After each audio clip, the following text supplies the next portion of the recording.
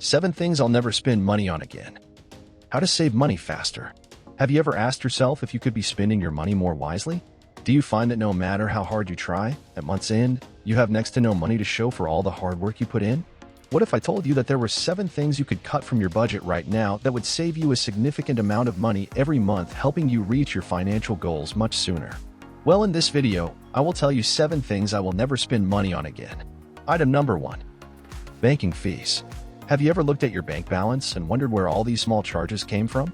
These charges are likely convenience fees, and these types of fees are kind of like someone picking money out of your pocket on a monthly basis.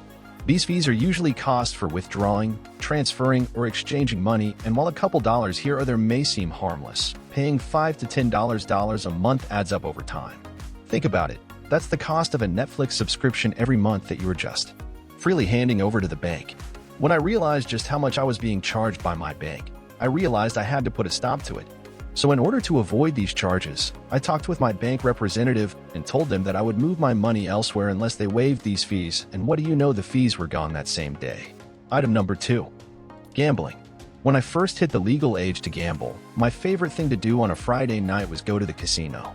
I would sit down at a slot machine, insert my money, and pray that I would strike gold and win the jackpot. At that time, I had more money than brains, which led to me to losing hundreds of dollars each and every visit, which is money I can only wish to have back. Sadly, I had absolutely no idea just how bad my odds of winning were. In fact, the odds of winning the grand prize on a slot machine is on average 1 in 49,836,032, so my chances of retiring on a big casino win were minute at best. Unfortunately, many people fall victim to the perils of gambling. Whether they play to win big or to just pass the time, gambling is never in the favor of the player, which is why there's the saying, the house always wins. Once I learned my odds of winning, I promised myself that I would never spend money on gambling ever again. Item number 3. Credit card. Interest charges. As of 2019, Americans are in over $1 trillion of credit card debt, which is up from $850 billion just 5 short years ago. Besides having outrageous amounts of debt collectively, these people are paying billions of dollars worth interest each and every year. While credit cards can be a useful tool when used properly, many people fall victim to the vicious cycle of only paying the minimum balance. You see, paying the minimum balance only gets you so far. Sure, it can help you avoid ruining your credit score, but each dollar of debt that isn't paid off will be subject to an interest charge, the average being 19.24%. Meaning that your original purchase just got costlier. For instance, if you have a $1,000 balance on your 18% interest credit card and you only pay the $100 minimum every month, it will take you 11 months to pay it off, of which almost $100 of it is just interest. In order to never pay credit card interest again, only charge your credit card an amount you know you have the money in the bank to repay. Taking this one step further, set up automatic credit card bill payments, because even if you have the money on hand, failing to remember to pay your bill will cause that interest to start compounding. Now, if you already have credit card debt and are paying exorbitant interest charges every month, there is hope. In order to avoid paying these high costs, inquire as to whether you can move your debt onto a lower interest line of credit, which will instantly cut down the interest expense related to your debt, so you can focus on paying the principal amount instead. Item number 4. Cable. When was the last time you actually watched a show at its intended time? For most people, paying for cable simply isn't worth it, making watching live television a thing of the past. As of 2018, more than 33 million Americans have canceled their cable subscriptions and have opted to spend this money on cheaper entertainment outlets.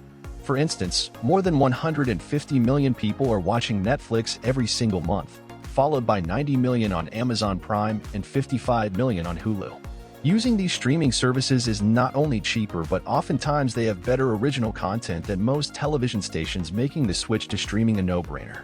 But if you want to reduce your entertainment costs even further, then you're in luck, because I have another great suggestion, and it's the platform you're watching this video on right now.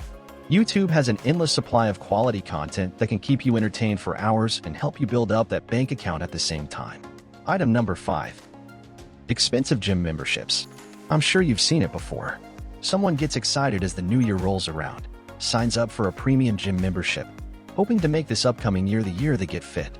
Then, within a few months, they are back to their sedentary routine while their gym pass collects dust. Statistics show that about 80% of people who sign up for a gym membership quit within the first 5 months, and what's worse is that many of them become too embarrassed to admit defeat and continue to pay for a service they'll never use. This issue is only compounded when those aspiring gym-goers pamper themselves by signing up for expensive gyms thinking it will push them to work out more regularly. Now, obviously a gym membership isn't a waste for consistent gym-goers, but even these people need to ask themselves if they are paying for more than they really need. Nowadays, many expensive gyms mimic the feel of a spa and make sure to charge you as if they were one. If you want to save money while getting or staying fit, ask yourself, what is the real reason I go to the gym, and are there more budget-friendly options I should consider? Item number 6. Extended warranties. You were seconds away from completing your transaction when the salesperson asked one final question: did you want to get the extended warranty? Being a cautious person, you opt to add in the extended warranty, increasing the total cost by almost 50%, but at least you're covered, right? If this sounds like you, then don't worry, you're not alone.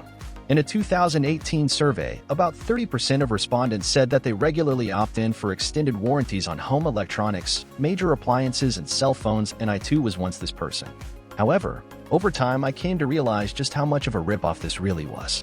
I was spending sometimes up to half the value of the product in the case that something would go wrong, which almost never happened. Personally, I have stopped buying extended warranties altogether, but if you still feel the need, then before shelling out extra money, ask yourself the following things. If this item breaks, can I afford to replace it without causing financial duress? Does the product already come with coverage from the manufacturer? And would buying a higher quality item outweigh the cost of adding an extended warranty to this purchase? Item number 7. Trying to impress people. Stemming from primitive times where tribe members would either be accepted by a group or die, humans have always had an inherent need to fit in. Over time, our ability to survive in our environment has become significantly easier. However, our need to be accepted hasn't changed, which has led to a culture of spending money to fit in. As quoted in Fight Club, we buy things we don't need with money we don't have to impress people we don't like. And for most people, this statement has been or continues to be true. Whether it's buying a new outfit to impress a girl at school or purchasing a larger home to show off to your friends, spending to impress is not advisable. Sadly, I used to be someone who would buy all designer name clothes to show off to my classmates. However, as I've gotten older, I've luckily become much wiser, realizing that the people worth having around will like me for my personality and not for my wardrobe.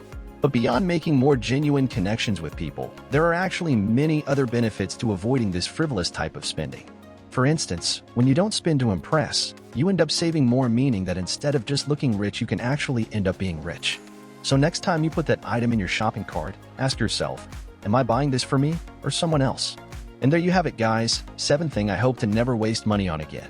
Thank you guys so much for watching. If you liked this video or think it could benefit a friend, please share it. Also guys, please do me a favor and click on the bell icon and enable notifications if you are a subscriber. If you are not, well, welcome to the channel. And I hope you do subscribe and enable notifications. With that said, thanks for watching, and I will see you in the next one.